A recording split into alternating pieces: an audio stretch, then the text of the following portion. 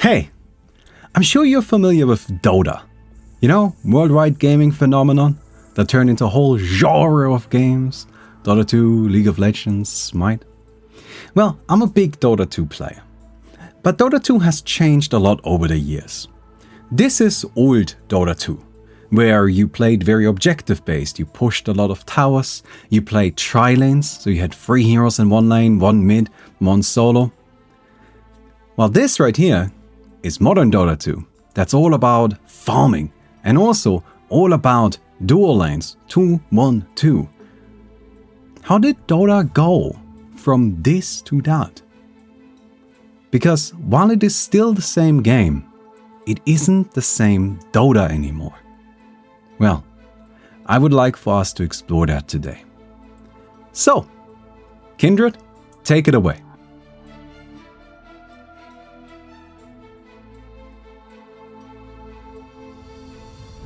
Every year, Dota 2 holds a tournament called the International.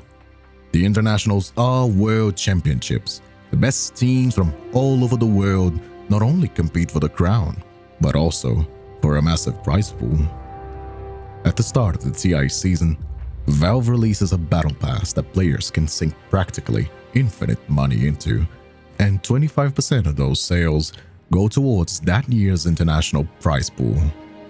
The numbers here have been inflated into sheer ridiculousness.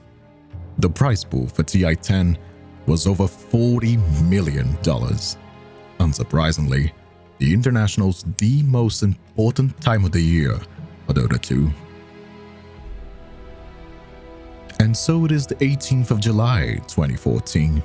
The first match of the International 4 main stage begins. Newbee versus Vici Gaming. Vici has been the clear favorite in the tournament up until a few days ago. During the initial round robin, Vici went 12-3, garnering first place, while Newbee went 7-8, only barely making it into the main event. However, TI4 had a curious additional Phase 3 between the group stage and the main event.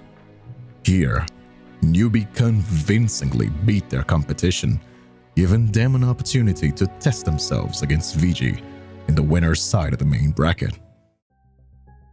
And so it is Game 1. Newbee drafts a strong early game lineup, and they push down the bottom tower at around 7 minutes, and then move into the mid, take the Tier 1 and Tier 2 towers. Vici comes to fight them and it's fairly even, but Newbee doesn't let that slow them down. They move to the top lane, and they start breaking down the Tier 2 tower there. Vici doesn't contest it, which gives Newbee an opportunity since they haven't used Shadow Shaman ultimate yet. They move for the base, and due to the Serpent wards, the Dire can't stop them from destroying the barracks. And so Vici concedes shortly after, at only 14 minutes after losing a small skirmish. They realize they can't win another fight. Game 2. Vici attempts an unusual strategy. They pick Nature's Prophet as their main carry, played in the safe lane, protected by 2 supports. Nature's Prophet is not an unusual pick by himself. However, he's normally played as a solo offlaner, with not that many resources invested into him. Using this powerful Nature's Prophet, they start pushing and forcing fights early. While laning didn't work out too great for them, the towers they take down make up for the deficit quickly, and soon, all 3 of their cores are leading the pack. At 23 minutes, Vici sets up for the killing blow. They start attacking the top Tier 2 tower, and when Newbee comes to defend, they wipe out their entire team, and then a quick stop at Roshan, and we're already pushing down the middle barracks. Newbee defends as best as they can, but they lose 1.5 lanes before they're able to repel the Radiant. And from here on out, any attempts to claw the game back are too late. Vici's too far ahead, and they close the game out shortly after. Game 3. Newbee plays an aggressive pushing lineup, relying on Shadow Shaman and Nature's Prophet. They destroy towers quickly. By 15 minutes, all dire outer towers are gone. Newbee continue building their lead and go for the barracks, but VG defends miraculously. Unfortunately, shortly after, Newbee catches out 3 of their heroes and finishes the top lane.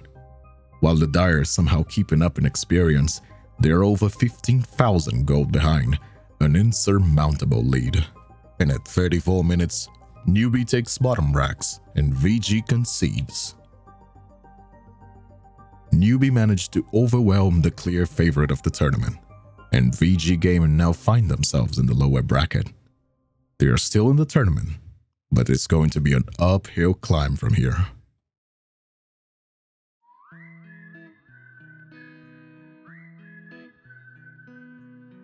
I started playing Dota around 2005, 2006. I used to always grind APAM Pro only lobbies with my friends. In case you aren't familiar, APAM was all pick easy mode, and Pro only just meant that you knew how the game was played. If you were really good, then you knew where the secret shop was at and how to combine items. Eventually I started playing a bunch of heroes with Newbee and then Dota 2. I was actually at the first international. Now that's just a coincidence, I just happened to be at the Gamescom. But hey, I was in that crowd in 2011. I sat in that audience and I cheered on Newbee. I spent the next 8 years making Dota 2 videos and just grinding Dota 2 all day, every day. In 2019, I saw an opportunity to transition my channel from mostly Dota 2, normal Dota 2 gameplay to custom games. I was already doing some custom games before, but that's where it really took off as my primary thing. And honestly, at the time I had been grinding Dota for well over a decade, so I appreciated the change of pace. Today it's been nearly 3.5 years since I really played much normal Dota.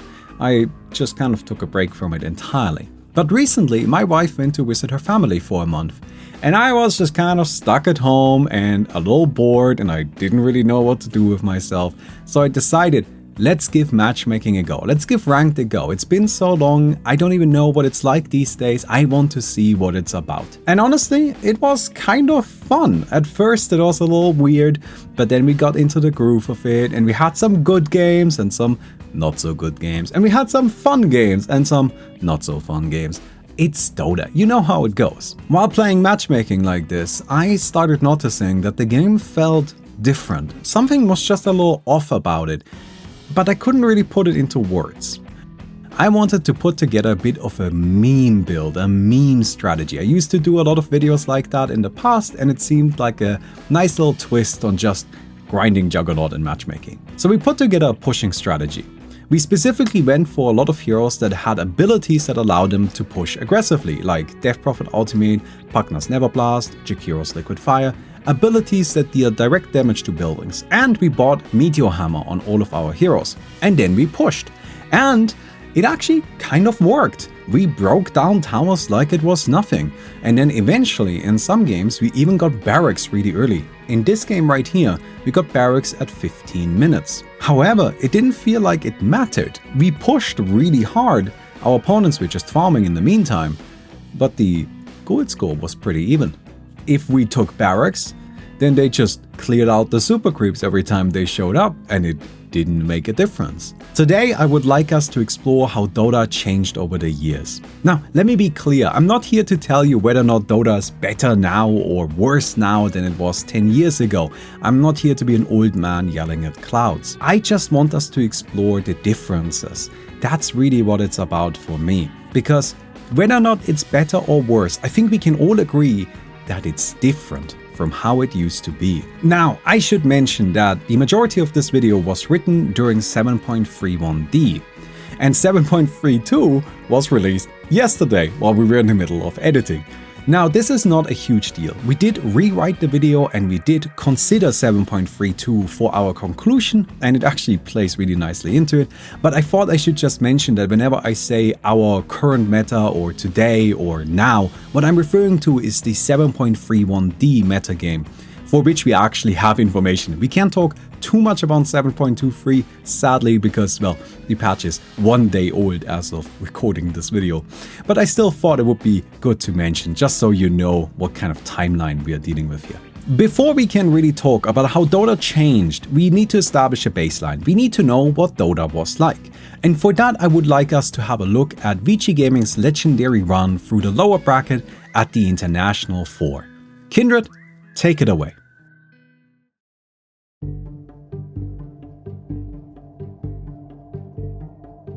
Their first opponents were Cloud9, a team full of well-known names that were still making their mark. Game 1. Vici Gaming drafts Nature's Prophet as their main carry again. Giving this hero lots of space and farm allows them to be very aggressive, breaking down towers early in every lane. They quickly push down all tier 1 towers and then move to take Roshan right after. Keeping up the tempo, they immediately move into the mid lane to break down the tier 2 tower. Cloud9 realizes where this game is headed and they change up their style. They slow the game down by using Shadow Shaman's wards and Invoker summons to push out the lanes and nearly even out the tower count. The Radiant successfully stops VG from closing out the game early. However, despite their best efforts, they continue to be pressured and are never able to properly establish a foothold on the map. And at 40 minutes, the Dire wins a good fight and then the game.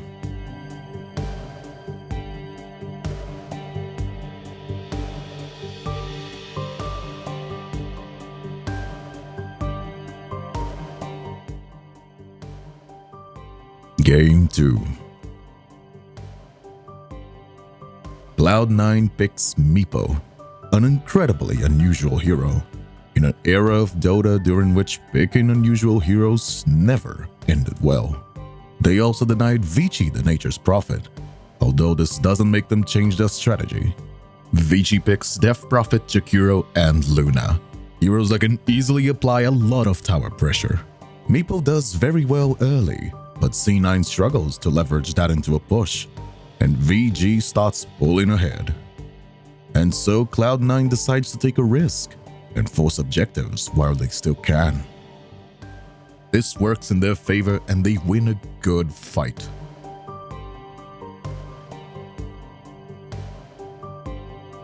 VG keeps up their push and strat, and from this point on, Meepo's ahead in net worth. Meepo was an unpopular choice because he was only strong when played from a winning position. And as soon as you fall behind with Meepo, he becomes nothing but a big target. Cloud9 took a huge risk drafting the hero, and to the surprise of everybody, it looked like it was working out. And then disaster strikes. VG catches Meepo and kills him. They immediately move to take Roshan, but Meepo buys back, and the Radiant challenges the attempt. In the following fight, Meepo takes over and Cloud9 team wipes Vici Gaming. Afterwards, Meepo becomes too strong of a force to stop, and the game ends with a well-positioned fight in front of the Dire base and the Radiant taking mega creeps all at once. Game 3. Cloud9 denies VG the Nature's Prophet pick again, and so they decide to take another huge risk. Level 1 Roshan. Killing Roshan this early is possible with their lineup, but that's exactly why an enemy team might check if it's being attempted. Vici spots it, and they use their powerful AoE abilities to overwhelm Cloud9 and secure 3 early kills. This spells absolute disaster for the Dire. Not only did they give up a lot of gold and experience by dying, but they also purchased items for level 1 Roshan, making their lane stage much weaker. Vici knows no mercy and pushes down all outer towers by 22 minutes. And so they continue to snowball that advantage into a 30-minute barracks and win shortly after. In their match against Cloud9, Vici Gaming clearly showcased their mindset and strategy for the rest of the tournament. Pushing, pushing, pushing. It's all about objective gaming. They lane until they're strong enough to push, and then they push as much as they can. If they can end the game in 15 minutes, they will. After Cloud9, Team DK were Vici's next opponent. Team DK was incredibly dangerous, especially their ace player, Burden, and his famous anti-mage. But that wasn't everything. After TI3, Team DK picked up Ice Ice Ice and Mushi, two standout players from that tournament. And also, one of the players they released to fit these new powerhouses was Super, who's now playing on Vici. Game 1. In Game 1, Team DK tries their classic, delay pushing with Tinker and get Burning Anti-Mage farmed up. Vici found their groove though. Nature's Prophet, Razor and Pugna as their cores, with Leshrac as their support. 4 out of 5 of their heroes are dedicated to breaking down buildings.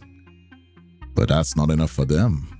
Razor also builds Aghanim's Refresher, and Pugna and Nature's Prophet go for Necronomicon, an old item that allowed you to summon powerful units with some nice utility that were also great for pushing. Vici plays their usual aggressive style, pushing down all lanes as early as possible. Tinker tries his best to delay the push, but it's too much for him to stop on its own.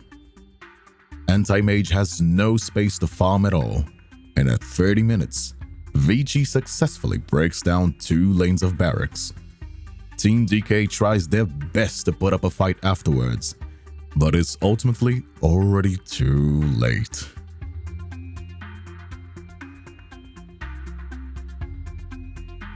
Game 2. Team DK had tried their conventional carry strategy in Game 1, but it got overwhelmed very quickly. Game 2 is more even, with Team DK adapting an aggressive strategy to hold off Vici. But just holding them off isn't enough. And after a slow, grinding pushing game, Vici defeats Team DK 2-0 and moves to the lower bracket finals, where Evil Geniuses is awaiting for them. EG went 11-4 during the group stage, placing them second right behind Vici. They like to play slower, more farming-oriented games, but they usually mix in strong team-fighting heroes. Game 1. For Game 1, EG drafts a normal but aggressive strategy. Brewmaster and Templar Assassin form their cores, heroes that can fight but require a few items. But Vici has no intention of letting them farm. Nature's Prophet is sent into the safe lane. Razor has a great matchup in the mid, and Centaur has a full tri-lane as support in the off lane. While laning goes okay for EG, they don't manage to build a lead, and then the push starts. Mid tier 1 tower, top tier 1 tower, bottom tier 1 tower, and bottom tier 2 towers all fall within a matter of minutes. Vici groups up in the mid lane at only 10 minutes and 30 seconds into the game. The mid tier 2 falls, and then the base push starts. EG tries their best to defend, but mid barracks fall at only 12 minutes and 40 seconds into the game. Vici Gaming builds a lead of 14,000 gold at only 13 minutes into the game, and their opponents surrender shortly after.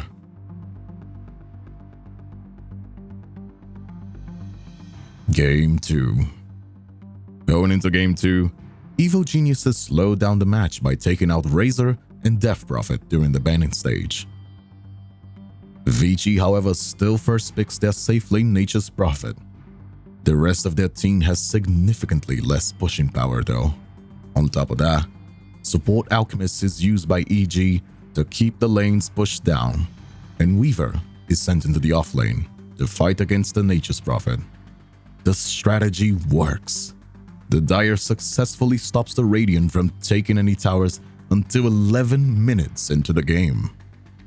But still, Vici Gaming is relentless, and at 22 minutes, all Dire outer towers have been destroyed, putting Vici Gaming comfortably ahead of their competition. You have to think about towers as big bags of gold on a map that can only be claimed once. If you take yours early, you will be powerful early on, but you have to maintain that lead since you gave up other resources you could have acquired instead. If the opponents manage to catch up to you, they can then claim the towers that they likely haven't had a chance to take yet, and since it's later in the game, they can do so much quicker. Once that happens, the game turns from an even game into one that you're losing very quickly. EG doesn't give up. They continue to take fights until they finally win a huge clash and even out the game.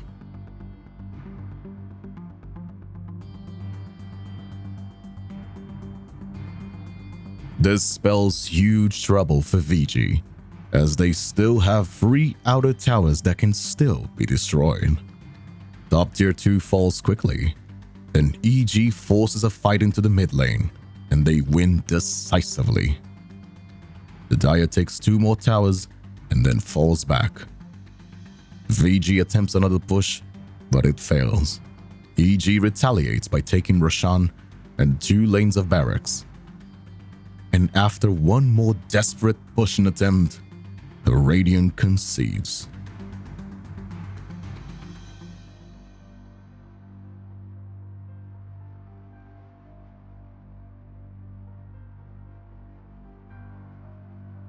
Game 3. VG refuses to change strategy. Core bottom Nature's Prophet, coupled with strong pushing cores and supports in all lanes. EG responds with a draft similar to what they just had. Strong counter push coupled with Timber Saw, a hero that can lane against Nature's Prophet. The Dire top tier 1 tower falls quickly to the VG tri-lane. At 7 minutes, Dragon Knight rotates in to take the bottom tier 1 and EG can't defend. After a moment of hesitation, Vici Gaming groups up and pushes the mid tier 1. Evil Geniuses attempt to defend, but their lineup just isn't online yet, and so the tower falls. VG moves to take the top tier 2 and do so easily. Then they rotate into the mid lane and set up to take their first barracks. EG realizes that their team is just too slow. They're not ready to fight yet. If they try to defend their base, they will get overwhelmed. So instead, they try to catch up and gain some fighting power by quickly killing Roshan. But it takes too long. Even though they have the edges, when coming to their base, they have to take a fight in a terrible position after already losing their mid-tier 3 tower. VG dominates the fight, takes the barracks, and GG's call at 15 minutes. For a brief moment, it seems as if EG had figured out a way to deal with the aggressive pushing strat, but at the end of the day, they were still too greedy. The only thing now standing between Vici Gaming and over $5 million is Newbee, who are waiting in the grand finals. Vici Gaming performed exceptionally at TI4 by playing a very objective-based Dota.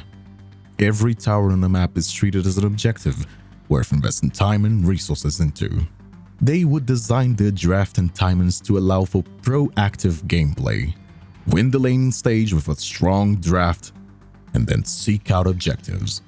If your opponent challenges you, you take the fight. And if your opponents didn't draft to challenge you early enough, then you would claim the towers. This lets them build a huge monetary lead in the early game, and then they would overwhelm their opponents before they even got a chance to catch up.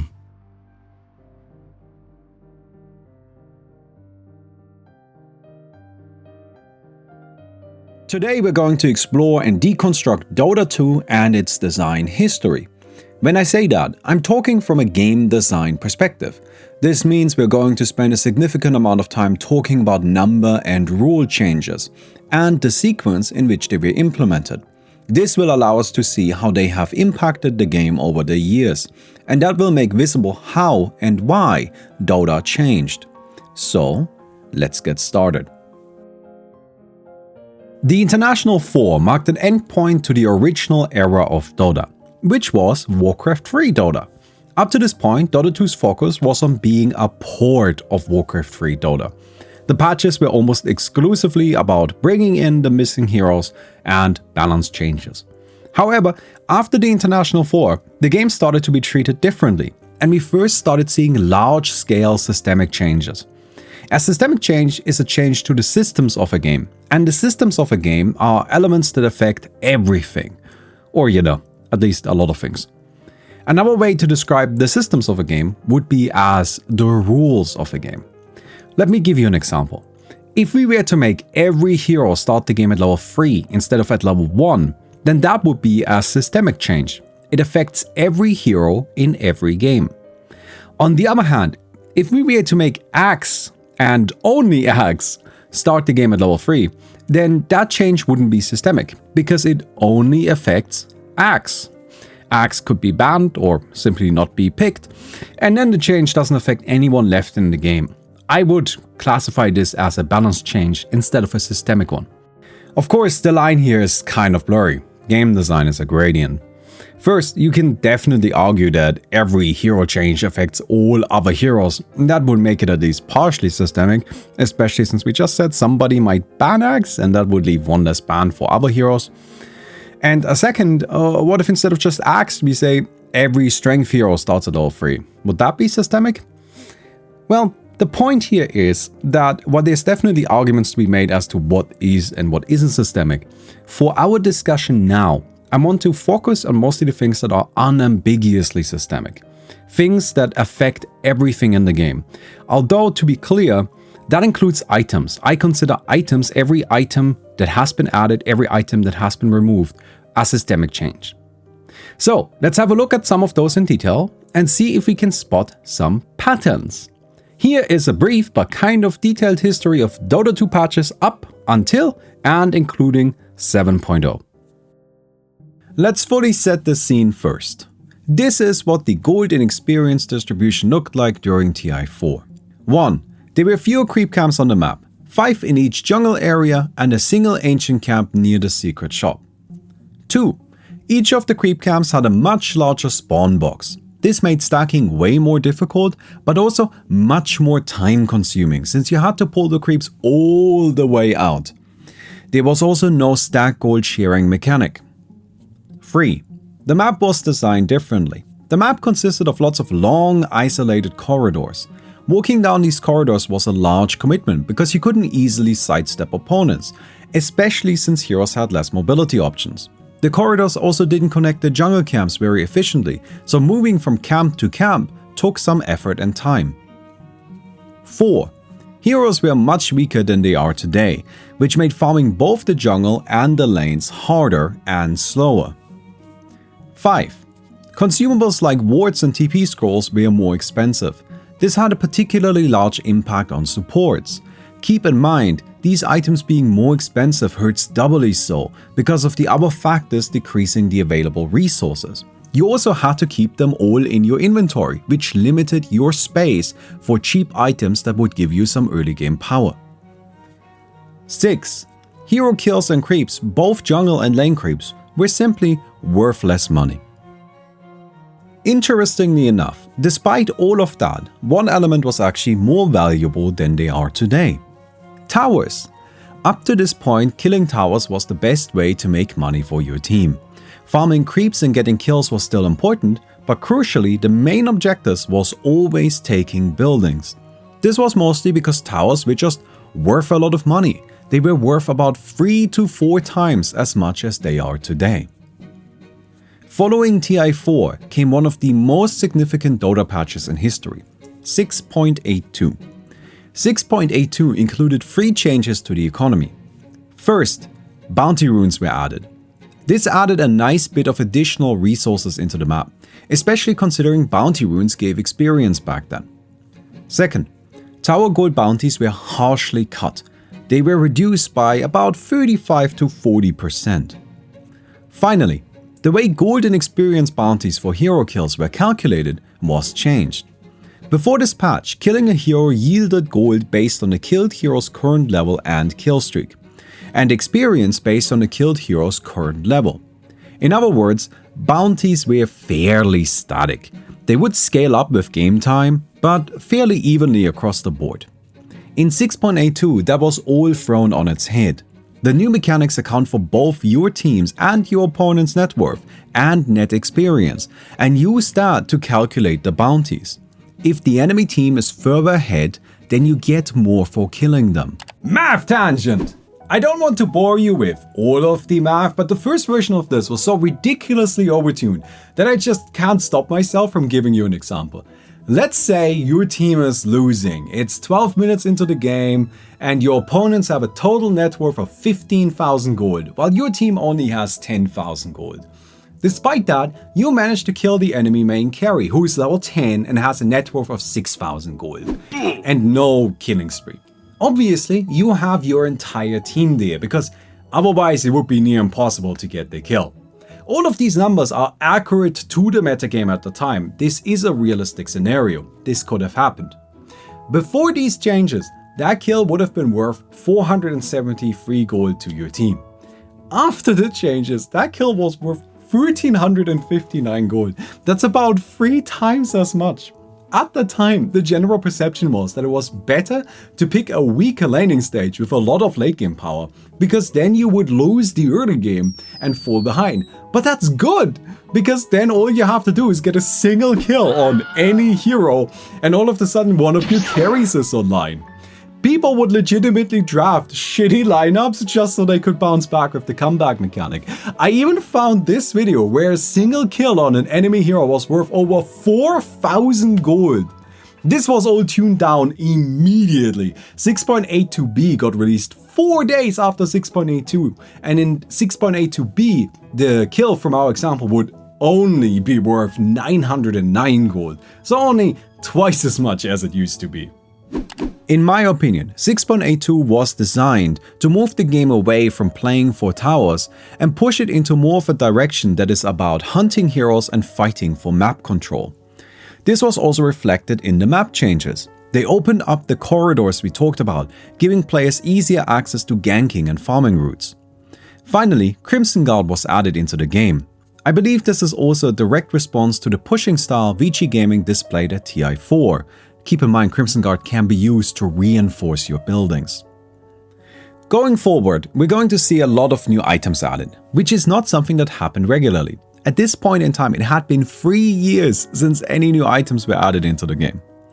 6.83 was released a few months later and reduced the bounties given out by killing barracks. Also, the maximum attack speed was increased from 500 to 600. In 6.84, hero kill gold was yet again reworked, but this time it was built to be more consistent, while still maintaining the comeback mechanism that was introduced, although weakened. Still, this saw another overall increase in the value of hero kills, although this was lowered a bit in 6.84c. In addition, the timer for when an additional creep spawns in every creep wave was reduced. This means more overall creeps. Creeps also had their bounties reduced slightly.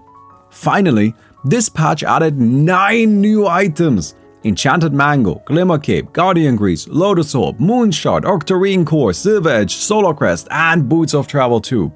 Also, Observer and Sentry can now be stacked and don't need to be carried as individual items anymore. This is the patch that the International 5 was played on. The International 5 started on the 27th of July 2015. TI5 is the first time during which we really saw the big farming meta forming. The pushing meta from the previous International was dead. The towers weren't worth enough to take that much of a risk anymore. Instead, teams were drafted in a way that it would allow for them to have a support dedicated to stacking the jungle. Particularly ancient camps were a huge deal, and cores had to be good at clearing large jungle stacks. The games at TI5 were much longer than before, usually taking at least 40 minutes. There were still a few pushing strats that teams ran, most notably Drow Ranger lineups. Drow Ranger at the time had a passive aura that globally increased the attack damage of all ranged heroes on her team, and it could be activated to temporarily extend that effect to allied creeps as well. In a well-considered draft, Drow Ranger could enhance her team's attack damage significantly and allow for early aggressive pushing. Apart from that, TI5 really was the tournament of stacking and carries. Lanes were mostly tri-lanes and teams played with 2 cores. Both supports and the offlane would dedicate a lot of their time to stacking the jungle, which would then be farmed by the safe lane carry or mid. Defending these stacks was very important, so you would often see them contested, since if you snipe your opponent's stacks, you gain a huge lead. TI5 was actually a very interesting and fun tournament, but mostly due to the storylines and hero choices. We're not tackling that today, but we'll probably talk about it at some point in the future. Not much of interest happens until 6.86, when we see some more significant changes. Lane creeps receive a small buff to their gold bounties, and Roshan was also made a bit stronger. He's received a few smaller buffs over the years, I'm not going to mention all of them. Just assume that Roshan is being scaled in parallel with the heroes. Jungle creeps received some nice overall buffs, making stacks a lot stronger due to various auras being introduced or buffed. 4 new items were also added: Evelance, Dragonlance, Fairy Fire and Iron Talon. Iron Talon was easily the most important aspect of this patch, and we're going to talk about it in more detail later. The second biggest change, however, were the map changes. Again, the map was opened up and made easier to traverse. Lots of new paths connect the old corridors, and even a new neutral camp was added into the ancient area, which was also made more accessible. In my opinion, the idea was to make farming faster and easier, hence people would finish farming quicker, speeding up their games. Also, heroes had their base HP increased from 150 to 180. Everybody just has more health now. 6.87 was released a few months later and continued to add new items into the game. This patch saw Blightstone, Bloodthorn, Echo Saber, Hurricane Pike, Infused Raindrop, Windlace and Tome of Knowledge being introduced. Over the course of a single year, a total of 20 new items were added into Dota. In comparison, the 3 previous years combined only had 6 new items. Let me be clear here. I'm not saying this is good or bad, but it clearly shows a new development style with new goals. Every new item is also a bit of hero power creep, not only because the heroes get more options, but also because many of the new items were quite powerful. Well, since we're on the topic of power creep, 6.87 really ramped things up there. Heroes' base HP was increased from 180 to 200, and the HP gained per strength was increased from 19 to 20. Heroes' base mana was also increased from 0 to 50, although mana per int was reduced from 13 to 12. This is still an overall increase to mana pool sizes during the early game. That's actually really significant because for a lot of old Dota, for TI1, TI2, mana pools were a significant factor that you always had to worry about. Now it's become easier to cast spells. Int now also gave bonus spell ump, although this was later removed. The attack range of all melee heroes was increased from 128 to 150, and the lane creeps had their health and long-term bounties increased. The map was also reworked again, following the trend we have seen so far. More paths through the different areas and increased juking options. Notably, the spawn boxes for some of the creep camps were decreased in size. The International 6 started on the 2nd of August 2016 and was played on patch 6.88, although 6.88 was really 6.87, but with more balance changes. Iron Talon tangent. We skipped over it earlier, but this item was an incredibly big deal. It was built using a quelling blade, a ring of protection and a recipe, costing a total of 500 gold. That made it a viable starting item, and if you didn't want to start with it, you could very easily just buy it during the early game. Iron Talon provided you with some bonus damage against creeps, some armor, but most importantly an active effect that dealt 40% of their current HP in damage to a creep. This effect couldn't be used on ancient creeps, but only had a 14-second cooldown. After Iron Talon was added, it was immediately recognized as arguably the most powerful item in the game, and it had an immediate visible impact on how Dota was played. Now, your instinctual assumption might be to assume that Iron Talon was great for jungling heroes, and you would be correct. However, that wasn't the real strength of the item, because jungling heroes are already good at jungling. The real strength was that Iron Talon allowed any hero to do some jungling. You could previously only farm the jungle efficiently by stacking it and then having a strong mid or safe lane carry clear out the stacks with AoE. Now any support can just go into the jungle, Iron Talon the big creep from a camp, clear it out, take some damage. That's fine because at least you're getting some experience and you're getting some gold. Iron Talon gave more and more heroes the tools to farm the jungle early, which shifted emphasis away from stacking and gave way more resources to supports. Dota at this point had become very optimized. Heroes have gotten more powerful and there are more resources available on the map. Teams were really good at giving their 2 cores money, and the cores would farm up quickly and often uncontested due to tri-lanes protecting them. As a result, teams were happy to draft greedy lineups that wanted the game to take a bit longer. But this resulted in a kind of funny new problem. There was simply too much money and nothing to spend it on once your inventory was full. And you could fill up your inventory pretty quickly. This led to some matches turning into these weird stalemates where neither team really wanted to fight because they are both really powerful, but they also weren't farming for any purpose other than buyback because they couldn't buy any new items. The International 6 had a very high average game time, with really only Wings pushing the numbers down a lot by basically stomping the entire main event.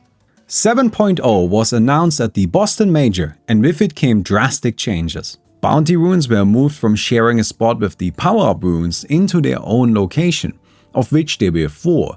This drastically increased the total amount of gold given out by bounty runes because there are now 4 times as many bounty runes as there were before. The map was also drastically reworked.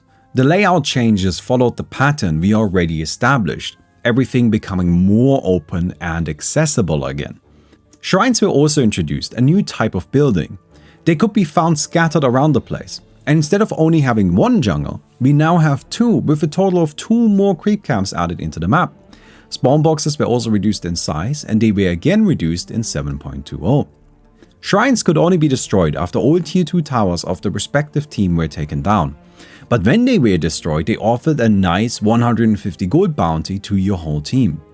All of these changes obviously introduced even more money into the game, so Valve took some precautions. They reduced how much gold hero kills were worth, and they changed jungle timings so that creeps only spawn once every 2 minutes. The second change was wildly unpopular and didn't last very long. It was reversed only 5 months later, shortly before TI7. One change that really helped with the full inventory problem was the backpack being added. Now you don't have to sacrifice an inventory slot to TPs or boots forever. Supports could also actually have proper items instead of just carrying wards and dusts and smokes and TPs. The backpack may seem innocuous, but it was a really significant moment of power creep simply due to the flexibility it provides you. Still, the backpack was only the second most important instance of power creep in 7.0 because talents were also added. Talents changed the old system of leveling stats in addition to your abilities and replaced it with individual upgrades for every hero.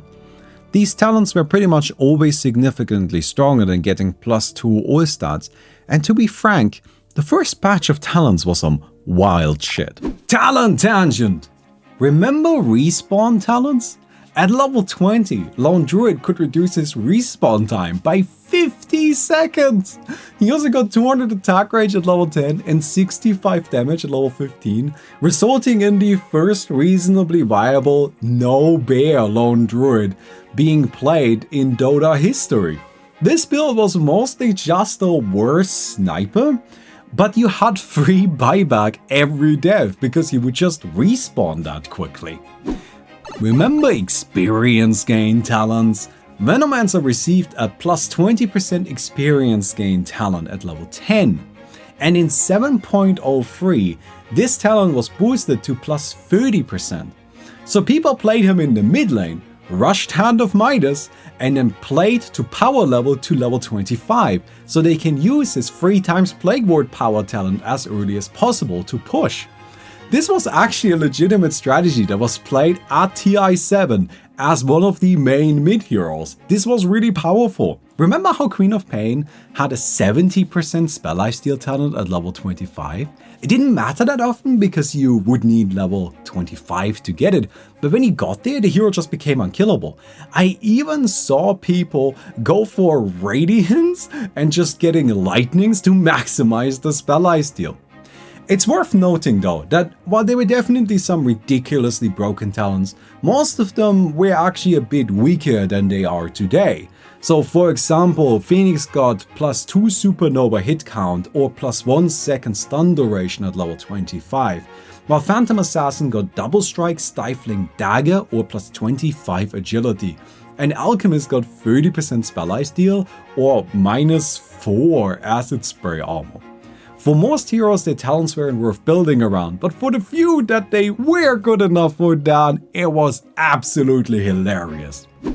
The experience curve for heroes was also adjusted. You no longer got your ultimates at level 6, 11 and 16, but instead at 6, 12 and 18. However, they kept the required experience for level 3 ultimates the same. In other words, you need the same amount of experience to get to level 18 now that you used to need to get to level 16. To make this possible, they cut the top 2 levels worth of experience, so the amount of experience that used to only be enough to get you to level 23 was now enough to get you to level 25. This is especially important because level 25 actually matters now because of the level 25 talents. On top of all of that, the maximum movement speed was increased to 550. I think at this point it's become very clear that the hero power level is continuously rising and it's becoming easier to farm with more resources on the map. Going forward, this pattern holds true, with heroes gaining more and more options. 7.07 added more items, 7.20 did as well and added a dedicated TP scroll inventory spot. 7.22 gave every hero an Aghanim Scepter upgrade and let them eat it. A 7.23 added neutral items and let you go to level 30 to unlock both sides of the talent tree. 7.24 added a dedicated inventory slot for neutral items. 7.27 added new items. 7.28 added Aghanim's shard upgrades and new items. 7.29 reintroduced the stats that were taken away to make space for talents. And 7.31 added even more items. Each of these patches presented significant power creep. Specifically noteworthy is how heroes have gotten much more inventory space than they used to have, due to the dedicated TP scroll slot, consumable Aghanim Scepter and Shard, and neutral items. This makes all heroes stronger than they used to be on a baseline level, without even mentioning their abilities, which have also been scaled up over time. During TI4, we saw that the fastest way to earn money was breaking down buildings. However, over the years, the resource distribution on the map has changed. Hero kills have become much more rewarding, and there are more creeps on the map that are more accessible, worth more money, and can be farmed more easily because heroes are more powerful. The main difference between resources acquired through buildings and ones acquired through creeps or heroes is that buildings are a one-time bonus that you can defend, but creeps and heroes are regenerative and much more difficult to contest. This eventually led to a shift, where Dota transformed from a game with 2 main cores into a game with 3. This may sound surprising, since we have seen teams play heroes like Puck or Windranger in the offlane since the beginning of Dota 2. But during those early years, that lane was not considered a core lane. Instead, it was a sacrificial lane, sometimes even referred to as a suicide lane. As an example, during TI2 Winners Finals Game 3, the offlane Beastmaster did not get a single point of experience until 5 minutes into the game, and only reached level 2 at minute 7. If that was matchmaking, the Beastmaster would have gotten an abandon. Your goal in the offlane wasn't to farm, but to survive. As resources became more abundant, it became impractical to stack all of them on only 2 heroes. TI6 was when this first became apparent, and at TI7 it became more pronounced. Up to this point, the metagame had pretty much always been some variation of tri-lanes, having 2 supports in one lane to protect your main carry and be able to support the mid. While this was still the meta at the International 7, the offlaners started feeling somewhat rich and like a proper core, and occasionally you would even see dual lanes. This development continued, And at TI8, we first saw 2-1-2 with 3 cores truly becoming the meta. This is really just a natural consequence of how the systems in Dota have changed over the years. If there is enough money to support 3 cores, then you're putting yourself at a disadvantage if you don't do it. As even more resources became available, the difference between the 3 core positions started blurring. I believe we have just recently reached a breakpoint there, with the idea of a carry offlane becoming a consistent part of the metagame at the most recent major. However, Dota is a complex game, and up to this point we have mostly talked about heroes and things directly related to them. So, let's have a look at the other stuff and see how that compares to the heroes.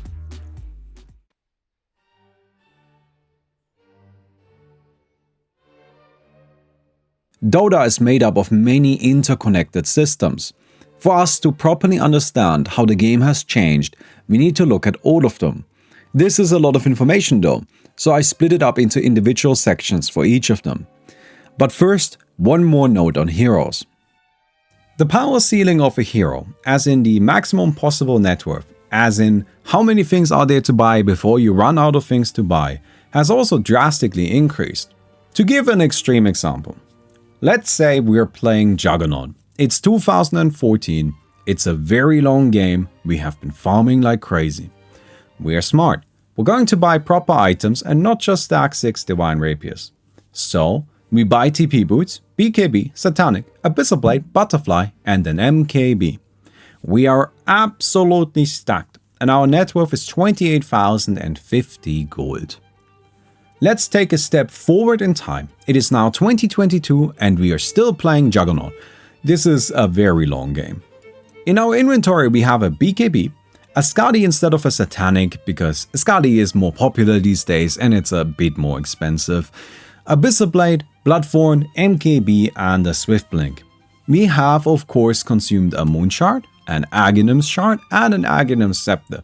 In our backpack we keep TP Boots too in case we need them and a Refresh Orb so we can reset faster after fights.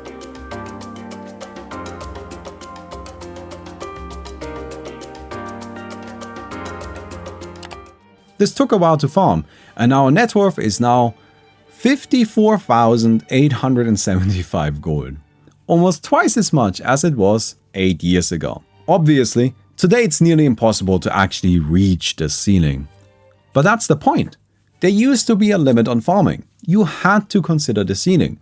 Once you reach that point, there isn't really anything else to buy. Since the ceiling is achievable, different heroes had strictly different timings.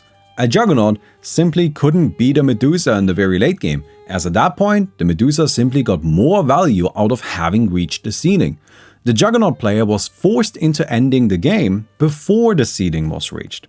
Keep in mind that during this example, I intentionally maximized the gold we are spending. If you want to include some utility, let's say a Blink Dagger, pretty common item, then that would effectively lower your ceiling, while today, you can just upgrade the Blink Dagger. That isn't the only example I could make either. Item upgrades have become much more abundant. We can now upgrade Orchid, Shadowblade, Dragonlance, Yules, Vlads, Mana Boots, or Tranquils. There were even new items added that build into super late game items like Witchblade into Revenant's Brooch. While resources given out by heroes, creeps and other effects have become more abundant, building bounties have been steadily reduced over the years, especially after 7.0. 6.82 absolutely slashed tower bounties. 6.83 mildly increased barracks bounties, but mostly redistributed them to the team. But 6.84 properly increased them. This is the last increase we're going to see. 7.03 reduced tower bounties. 7.06 reduced tower bounties and reduced shrine bounties and bounties given out by barracks. 7.12 reduced tower bounties and reduced bounties given out by ranged barracks and the bounties of the small filler buildings scattered around the bases. 7.15 reduced melee barracks bounties. 7.24 removed the shrines. 7.26 reduced tower bounties and barracks bounties. 7.26b changed buildings bounties to unreliable gold. And finally 7.27 reduced tower bounties again. I know, this is a bit difficult to really wrap your head around, so let me give you an example. Let's say we want to be aggressive and we are pushing down a lane. starting at the tier 2 tower, then the tier 3 tower, and then both barracks. Before 6.82, this would have yielded us a total of about 4,500 gold as a team. Today, that same push only gives about 2,900 gold. If we take the barracks out of this equation and we just push 2 towers instead, then in 6.81 we would have received a bounty of about 3,750 gold, while today we're only earning about 1,450. Not only is this a significant difference, but it reverses the trend we have seen with the rest of the game. Everything else gives more money, but buildings give less. Now, I think it's important to be fair here. Destroying buildings offers your team more than just money. Taking down your opponent's towers opens up the map, giving you more control and access to the various resources that are scattered around, and killing a barrack spawns super creeps and eventually mega creeps. Super creeps used to be a significant threat, and mega creeps were game ending. They were simply too strong. It was usually possible to defend against mega creeps, but not without great effort, and defending was all you could do. Super creeps were trouble. Mega creeps were usually a death sentence. However, as we already discussed, heroes have gotten a lot more powerful than they used to be. So let me give you a complete list of every buff that mega creeps have received in all of Dota 2's history. Yeah, they've never been buffed. I suppose they've had their bounties reduced a bit, but I'm not confident that counts. 7.31 gave them the Runty, Piercing and Reinforced abilities, but that's not a buff. That's just a representation of what the units always were like, that's damage types. 7.32 added the Flag Bearer creeps, which strictly speaking buffs one of the creeps by giving it magic resistance and some bonus health regen. But that's neither significant nor is it unique to mega creeps that applies to all lane creeps. On that note, towers have received a few buffs over the years, but not on the same scale as heroes. More notably, the Ancient has hardly been touched at all. In 7.07, its armor was increased from 15 to 18, and the health regeneration went from 3 to 8. In 7.15, the health regeneration was further buffed to 12, and finally in 7.20, the armor was reduced from 18 to 13, and the health was increased from 4,250 to 4,500, which kept its effective HP pretty much the same. It used to take a lot of effort to destroy buildings, but during 7.31, heroes like Tiny or Morphling could annihilate even the Ancient in seconds. The Ancient was then buffed in 7.32, but we're going to talk about that later. At this point, I think you can see how the modern Dota metagame manifests through these changes. We're still missing one piece of the puzzle though: Roshan. As I already mentioned, Roshan has been buffed over the years, and actually somewhat close to the scale of heroes. He is still a reasonably big threat, but he also had some other noteworthy changes, mostly to his reward structure. Roshan used to give a good chunk of golden experience, but that's reduced drastically over the years. Instead, he offers items as a reward now. It used to be Edges of the Immortal for the first kill, Edges for the second kill, then Edges and Cheese for each following kill. 7.06 moved Cheese into the second kill and the following kills. Then 7.07 added Refresher Shard as an additional reward for the third and the following kills. 7.22 added the consumable Aghanims as a randomly decided alternative drop to the Refresher Shard. 7.29 then added the Aghanims Shard to his second death, resulting in a 4-month period in 2021 where Roshan dropped Edges, Cheese and Aghanims Shard on his second death, which is a little bit silly. Cheese was then moved back into the third death in 7.30. While the actual gold given out by Roshan has been reduced, the monetary value has drastically increased. Aghanim's Shard for the second Roshan adds 1400 gold of value, and it's hard to quantify the exact value of a Refresher Shard and consumable Aghanims, but even if we think super conservatively, it's at least 3000 gold, and you could easily argue it's way more than that. We now have a good understanding of the historic trends in Dota 2's development. So, what is the current Dota 2 metagame?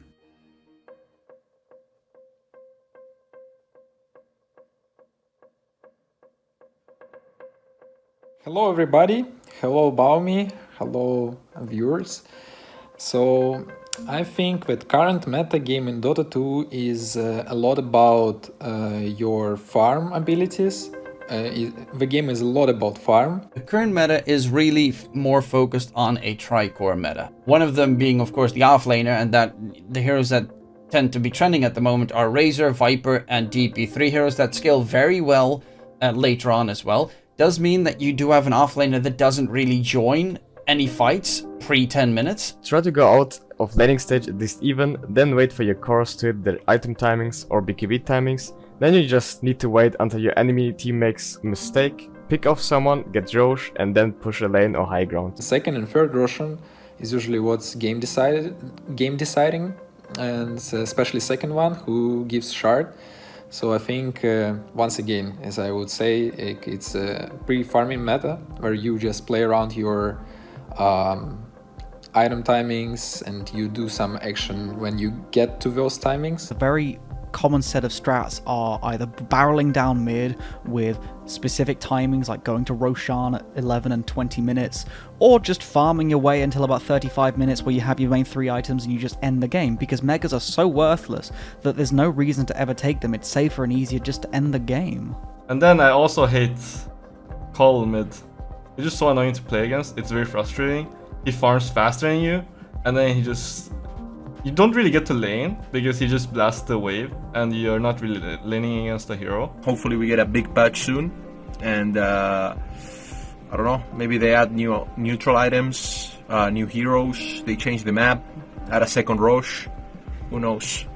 Anyway, love you guys. I would summarize the 7.31D Dota metagame as such. Pick strong lanes and aim to win them. Each lane has a core, and the top and the bottom lane both have supports. Farm in the lanes for the first few minutes. Then push the offlane tower as quickly as possible to open up the triangle for your carry to farm. From there, take a brief break during which you farm all of your heroes as much as possible. Take the other tier 1 towers to open up more of the map and give you opportunity to catch out enemies while they are farming. Prioritize the mid tier 1 as it opens up Roshan, and that will be relevant shortly. Take Roshan at around 12 to 17 minutes. Try to be as early as possible. Fight the opponent if necessary, but don't overcommit. Then get back to farming. With the edges on your carry, you are now given some leeway on taking risks in your farming patterns. Continue to catch out opponents when you're given the opportunity. Wait until Roshan comes back. Challenge the second Roshan aggressively. The second Roshan is incredibly valuable. This is the fight you definitely want to win, even if it requires buyback. If everything went well, you should be pretty far ahead now. Wait for ultimates and BKB to come back online, then go for a push. Ideally, you push a set of barracks, your opponents come to defend, you kill them, you take their ancient, you win. If that doesn't work out, reset back to farming and wait for the next Roshan. Make sure you don't spend your money. Keeping buyback is critical. Try to get a lucky kill during the farming period, but mostly you're preparing for the next Roshan fight. Contest the third Roshan, then wait out cooldowns and try to end the game again. From here on out, that's the loop you keep repeating until the game is over. Overall, farming is the number 1 priority. Roshan is number 2. Towers only matter to open up more farming space. Barracks matter for a small gold boost and creating a nuisance lane, but they are not a priority. You farm for long enough until respawn timers are too long for the enemies to be able to respond to your push. You kill their buyback, and then you win via killing the ancient.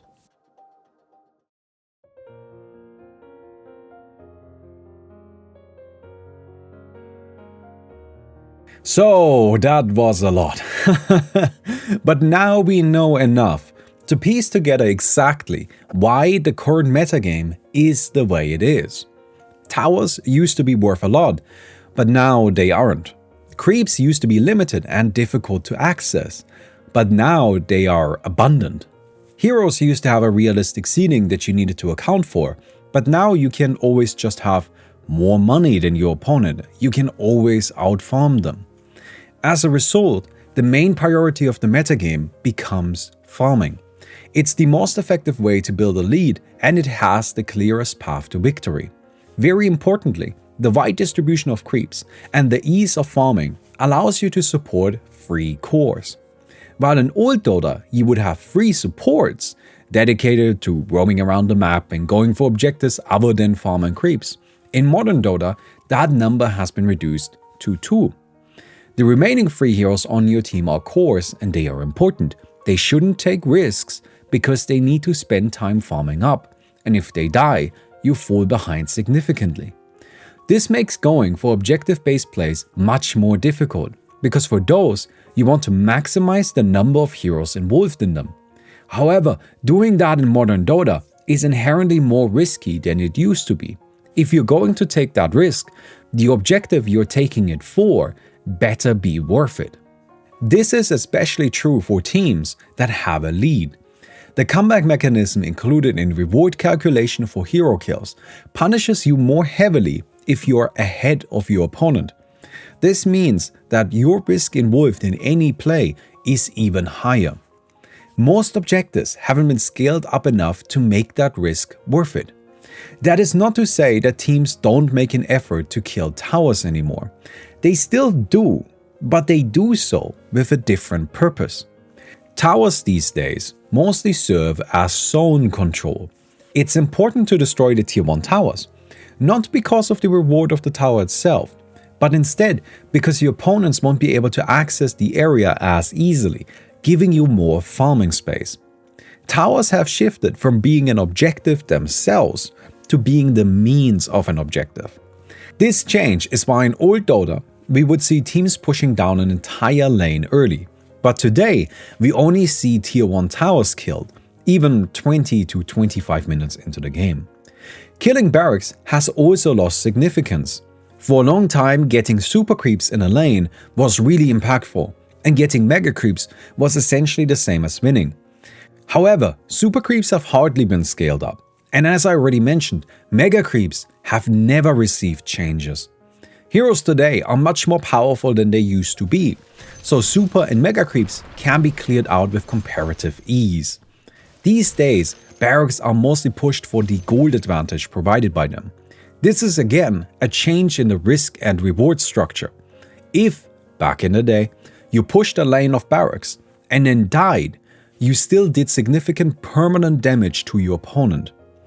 Today, that isn't true to the same extent. Risking a core's life for a barracks is basically never worth it, because you're mostly looking for the bounty. And if one of your cores dies, your opponents might actually get more out of it. This has all compounded into a change in how base pushing is approached as a whole.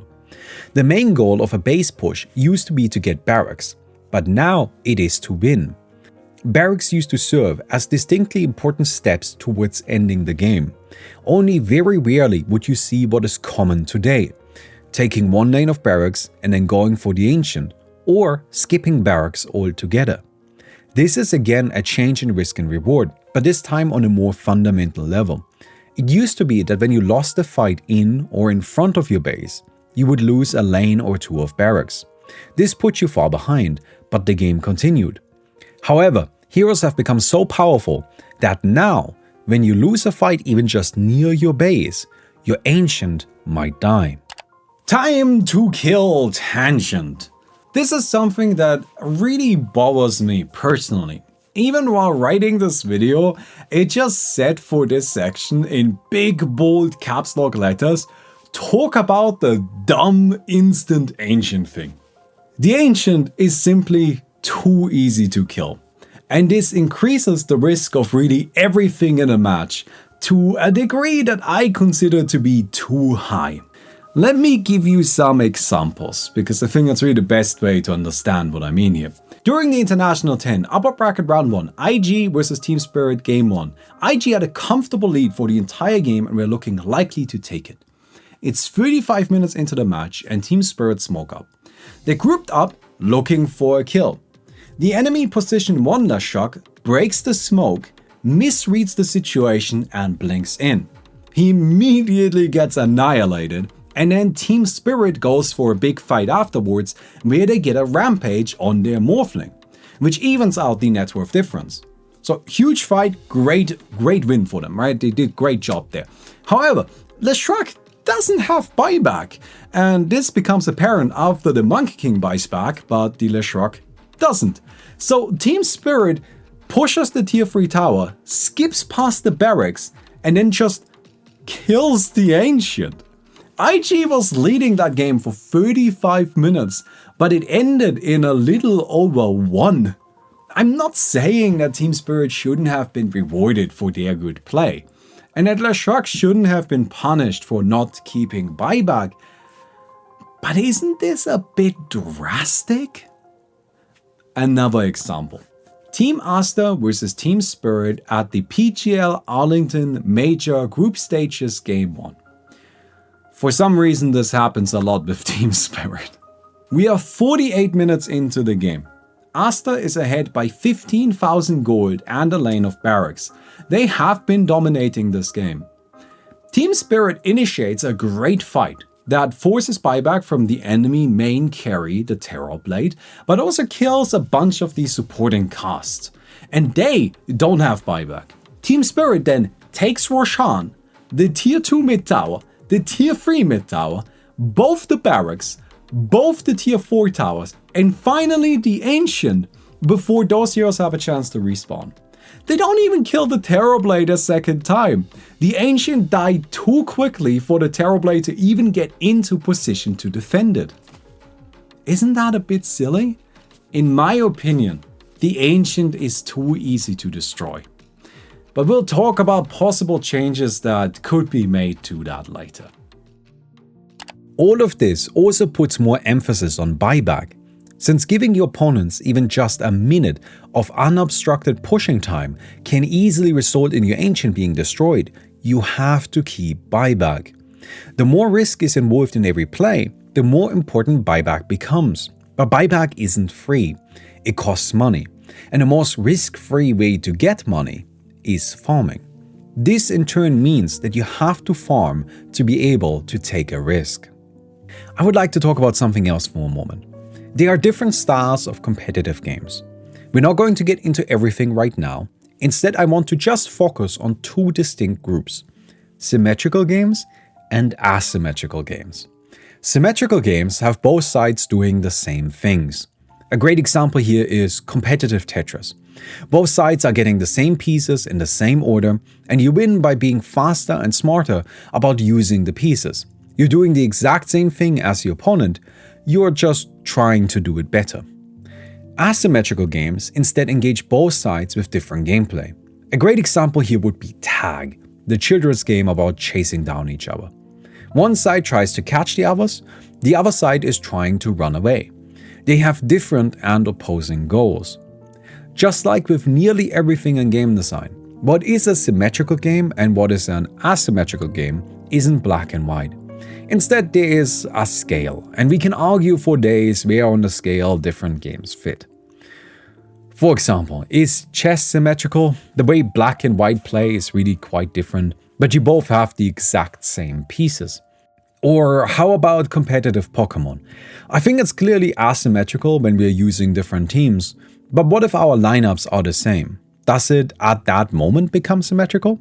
How much of a difference do we need to consider it asymmetrical?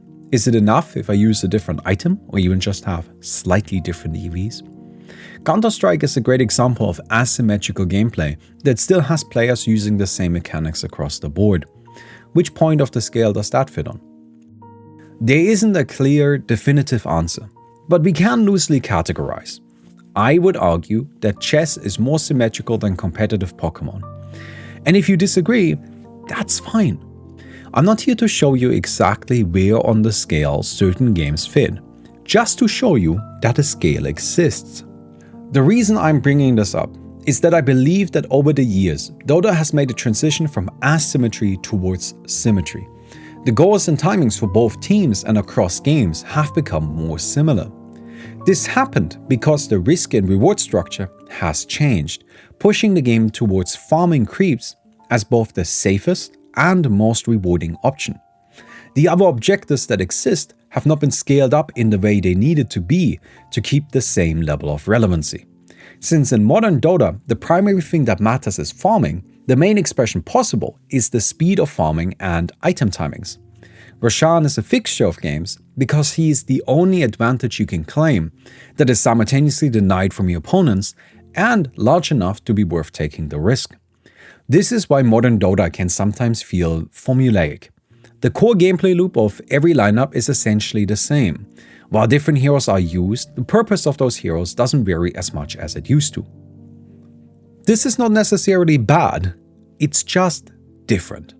If we think back to TI4, we saw that the risk and reward was actually skewed the different way around back then.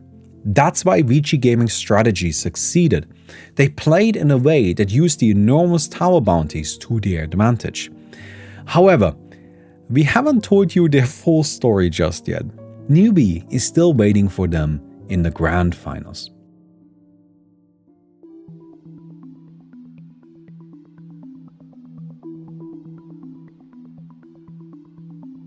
Game 1. Newbee bans Death Prophet and Razor. They also first pick Nature's Prophet, taking away all of Vici Gaming's favorite heroes. VG picks Shadow Shaman and Lone Druid anyway, indicating their desire to stick to pushing. The early game works out great for the Dire. They apply pressure in all lanes, resulting in multiple kills. Their aggressive support rotations overwhelm Newbee quickly. This ends up giving Vici confidence, resulting in a very aggressive dive from the Brewmaster that doesn't work out in their favor. Newbee's Lifestealer picks up the kill and is looking intimidating despite Vici's best efforts to shut down the rest of the team. At 10 minutes, Vici groups up for a tower push at the top, but they're repelled by Newbee applying pressure in the bottom lane. Some skirmishes later, and both sides lose their first tower. Vici continues to stay grouped up and pushes aggressively, but whenever they do, Newbee quickly responds by also taking towers. Still, the coordinated assault from Vici is too much for Newbee to fight into. At 17 minutes, Vici goes for Roshan. Afterwards, Lone Druid finishes Radiance and Brewmaster picks an Aghanim's Scepter. From here, Newbee can't win a fight anymore. The Lone Druid aggressively pushes down the tier 2 towers while completely guarded by his team. Vici continues throwing themselves at the top barracks until they eventually break through Newbee and GG's called at 24 minutes.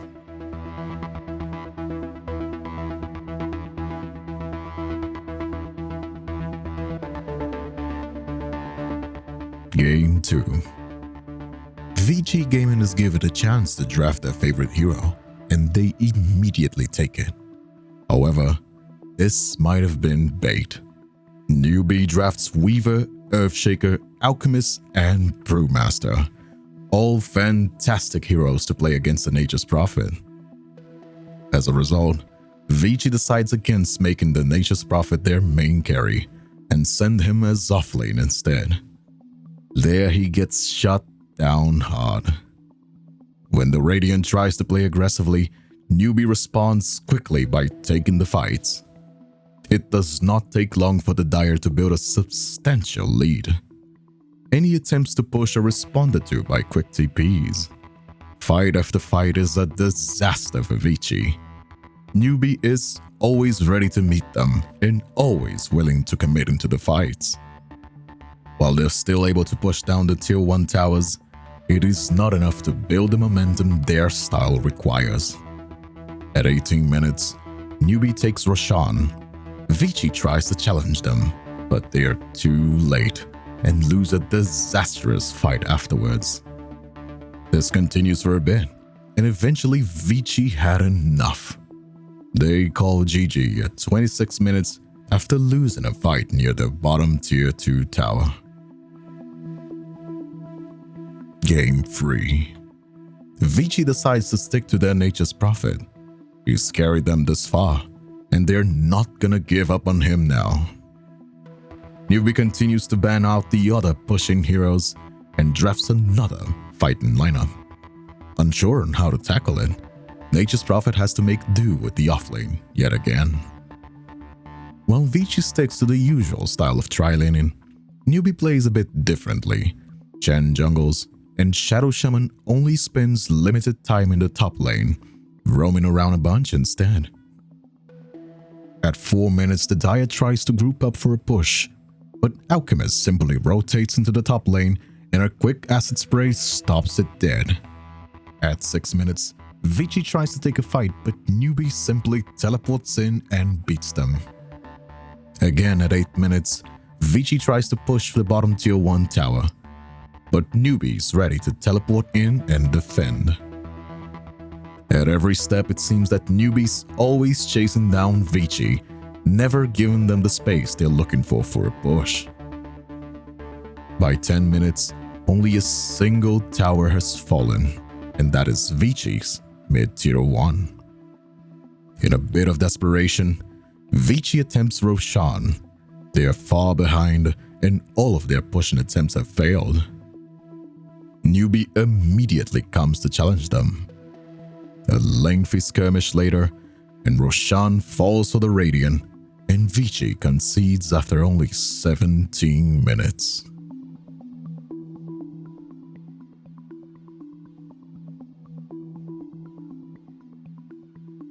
Game 4.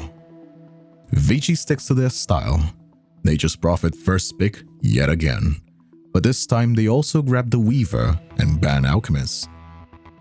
Newbee responds with what's been working, a draft that isn't afraid to fight.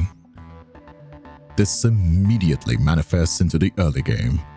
Any attempts at aggression from the Dire are met with violence, and Newbee quickly pulls ahead. They use this lead to stop being the aggressors. Rubik and Shadow Shaman rotate in for a kill into the top lane. Vici tries to respond by pushing, but their attempts are yet again met with resistance and they have to retreat.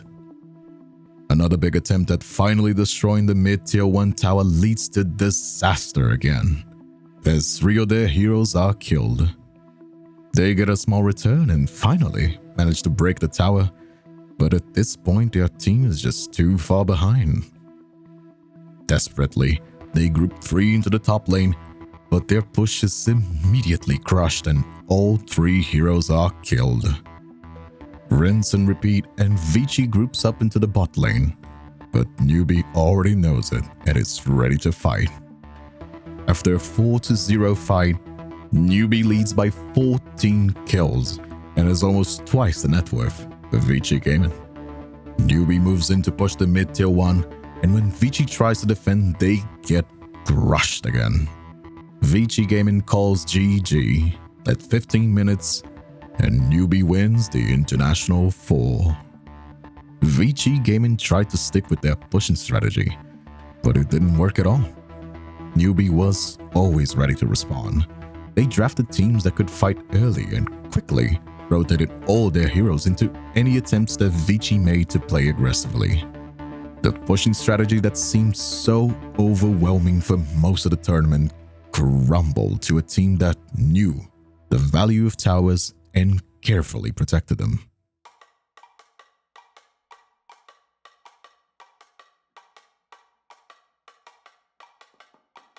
I'm sure at this point you noticed, but I love game design. It's wonderfully fascinating. I like looking at Dota not just as a complete product, but as what it is, a reflection of its developers and their current interpretation of what Dota should be. We now also understand Dota's historic development trends, which has given us an insight into how the design of the game can be changed to accomplish certain goals. Now, I don't know how you feel about the current state of Dota, but I personally am not super happy with it. The big flaw that I see is that the game has become too formulaic, and many matches feel like a repetition of previous games. That's why I would like to use this section to offer some suggestions and ideas on how Dota could be changed to make it maybe a bit more interesting again. But before that, let's lay a bit more groundwork. I believe 6.82 was designed as a direct response to Vici Gaming's performance at TI4. I also believe that the drastic measures taken there weren't necessary. Newbee easily beat Vici Gaming, and Evil Geniuses got really close. The all-in pushing was very powerful when it worked, but it was still risky and it could be shut down. I think that Valve overcorrected in their initial response. To me, that's made clear by how poorly balanced the release of 6.82 was. However, blaming all the changes over the years on one tournament is nonsense. TI4 opened the floodgates, but they were eventually going to open anyways. Dota was always going to continue evolving. This just happened to be the starting point. Still, I believe that the starting point indicated the direction we headed. We saw that 6.82 first established a pattern that became more visible as we continued across the decade. This is where I would like to talk about 7.32, the most recent Dota patch. In my original script of this video, the one I wrote before 7.32 was released, I had a list of 5 changes I would like to see made to Dota. Turns out, 2 of those were actually implemented in 7.32, which was definitely a pleasant surprise. I personally do think though that's not going quite far enough. So let's talk about the patch first. I found 7.32 to be fascinating because I don't think we've ever seen systemic changes like there were in this patch before. First, it now takes longer to level up at all points in the game, and passive gold has been reduced. These are systemic nerfs to heroes that make them weaker during all stages except the very late game. Second, 2 creep camps were removed. The triangle was broken up in the mid lane, reducing the power of the best farming spot in the game, and reducing the resources available on the map in general. This was actually one of my suggestions in the draft of this video that existed before 7.32 was released. Reducing the number of creep camps forces players into going for other objectives, simply by virtue of needing to do something. Third, the Ancient received a huge buff to its effective HP. Its armor was increased from 13 to 23, buffing its effective HP from 8,000 to 10,700. This is the largest buff the Ancient has ever received, and backdoor protection is now more powerful for the Ancient as well. I think this is absolutely a step in the right direction, making it more difficult to just rush the Ancient down. This was also one of my suggested changes. Finally, they added the flag bearer creeps. These creeps distribute gold to all allied heroes in the 1200 radius when they are killed, meaning the more heroes you have in a lane when they are killed, the more gold they offer. I'll be completely honest, I'm not entirely sure what the purpose of the flag bearer creeps is, but here is my best guess. They exist to incentivize pushing. I have seen people make the argument that they are here to help supports be more powerful, but I don't agree.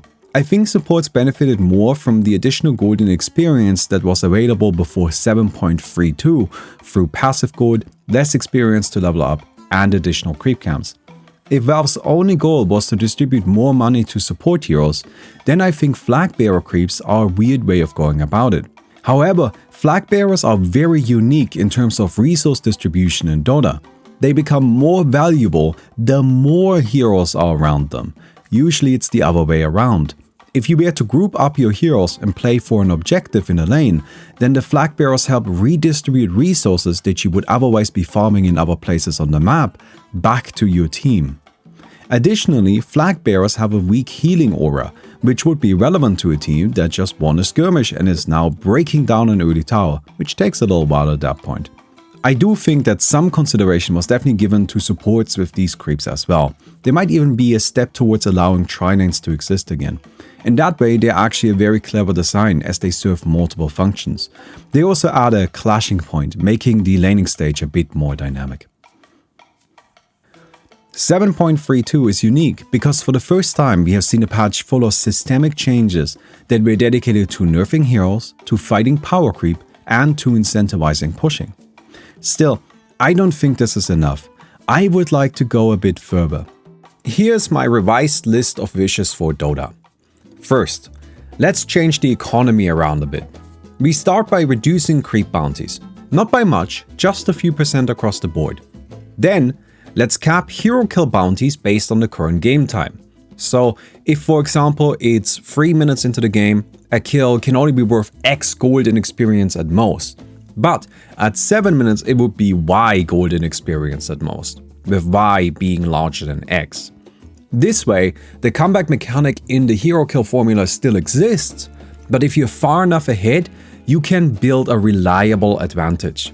Teams with this reliable advantage should then play aggressively because their risk is reduced. Number 2. Then let's redistribute that money into towers. Give them a higher bounty. Not as much as they were worth at TI4, but they should be worth like 3 times as much as they are right now. That way, more aggressive pushing styles actually have objectives worth targeting and a way to keep up in the game. Number 3. While we're at it, let's make barracks actually matter. Super creeps are now as strong as mega creeps were, and mega creeps are buffed to be basically tiny Roshans that just slaughter you if you get near them. Now structures really matter, and getting barracks is valuable and worth the effort. Number 4. Let's give the Ancient an ability that increases its armor and health regeneration by a significant amount for each of your barracks that's still alive. This should slow down the base pushes quite a bit, as you have to either contest with the armor and regen, or take barracks first. That should make it more reasonable to take risks, since you won't immediately lose the game if it doesn't work out. But because of the third change we made, barracks really matter and definitely aren't a free layer of protection. Losing your barracks really hurts, but at least the barracks offer you a second chance if you make a mistake. And finally, number 5. Limit buyback to once per game per hero. Late game Dota currently frequently turns into a game exclusively about farming buybacks and waiting out buyback cooldowns. By limiting buyback to once per game, you create an additional objective, as forcing out the buyback from your opponents is permanent damage that you have done to them. In addition, buyback should be free. Currently, heroes frequently refuse to buy items because they know if they are caught without buyback, the game is likely over. This leads to more farming, since you still need items to become powerful. It's just that the items are delayed, which stalls the game.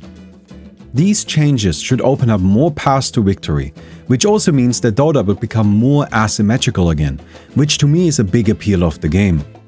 I believe that the changes in 7.32 are going to push the game a bit into this direction, but not enough for it to feel significantly different from the previous patches. While flag bearer creeps encourage pushing a bit, they don't address the fundamental issue of mismatched risk and reward. Early game, they will encourage pushing. Mid to late game, the risk will still be too high. Because of that, I expect 7.32 to still largely be dominated by farming strategies. I don't know what the future holds, and I don't have all the answers.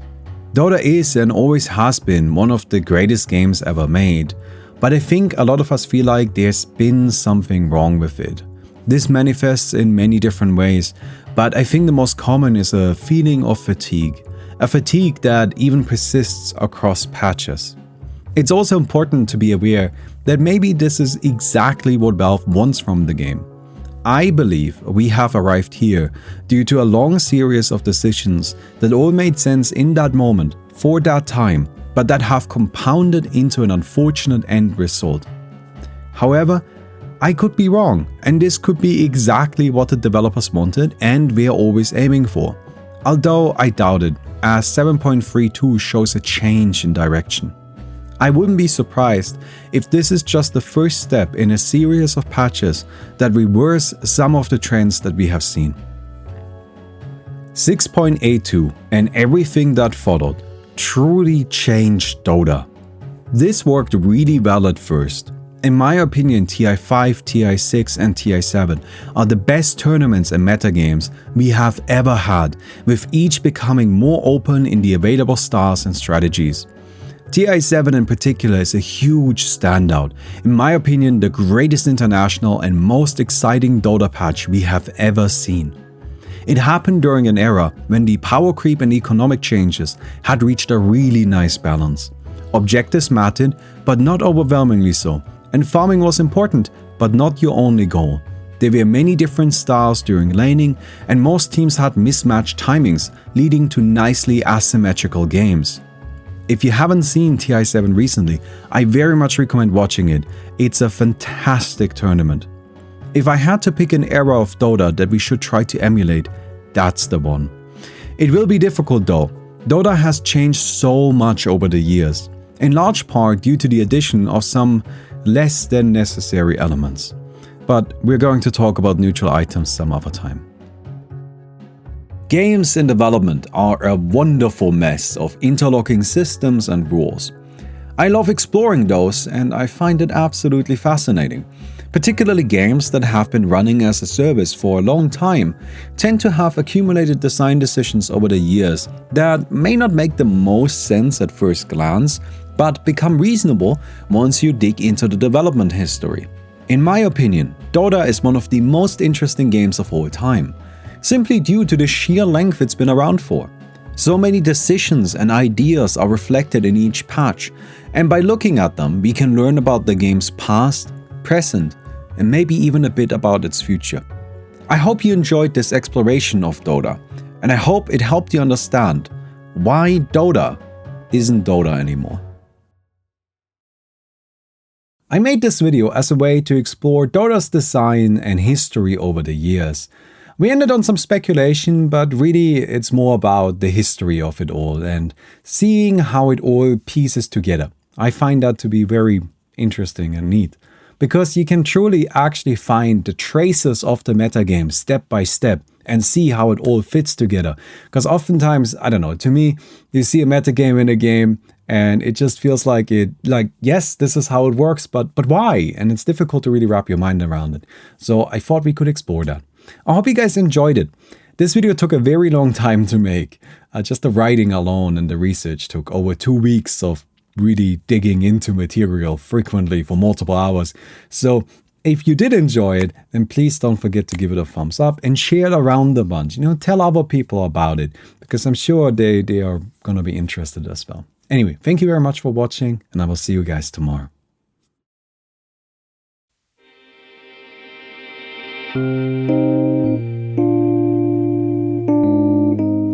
This t-shirt is a bit of a special t-shirt, that's why we included it in the video. This t-shirt is from the first International. They gave out free merchandise, right? They threw t-shirts into the crowd and so on. That's why it doesn't fit, that's why it's so big. But this is one of them. This is a t-shirt that they gave out at the first International at the Gamescom to the crowd. And I don't know, I just thought that would be kind of fun to show off a little bit. Although it's actually not mine, it's of a friend of mine who I was at the Gamescom with. I actually don't have mine anymore. I looked for them, but guess I must have thrown them out at some point, which is a bit unfortunate now that I think about it. But well, let's be honest, it's not the nicest t-shirt, but I just thought it's kind of funny. Anyway,